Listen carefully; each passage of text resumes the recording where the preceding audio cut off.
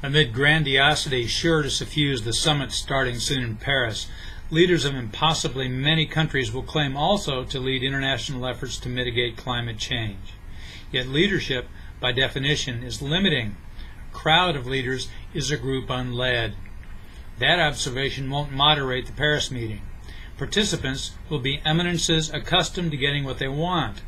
If a reputation for leadership in the fashioning of a global agreement on climate change is what they want, leadership is what they'll provide come fiery realms or rising sea levels.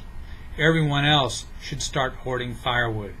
Any deal wrought from the contest of egos in Paris would make useful and convenient energy very expensive. In fact, claims to climate leadership now come late.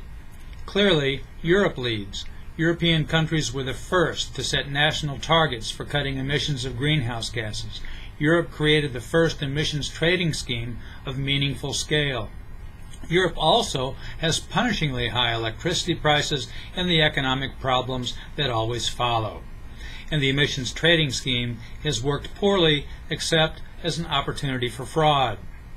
Among individual countries, the UK can claim to lead with its early and aggressive emission targets, energy policy oriented to climate precaution, and generous subsidies for renewable energy. Now the UK government is leading away from the consequent mess. Amber Rudd, the Energy and Environment Minister, announced in a November 18th speech that policy now will replace coal use in power generation with natural gas and nuclear energy, and it will slash subsidies for wind. The government earlier cut subsidies for solar power. Predictably, environmental groups welcomed the phase-out of coal, but slammed support for natural gas.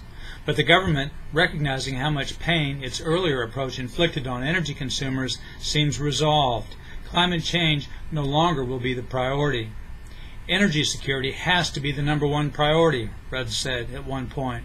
At another, green energy must be cheap energy. That, finally, represents genuine leadership on climate change. I'm Bob Tippie, editor of Oil and Gas Journal, and that's the editor's perspective that appeared first in text at www.ogj.com on November 19, 2015.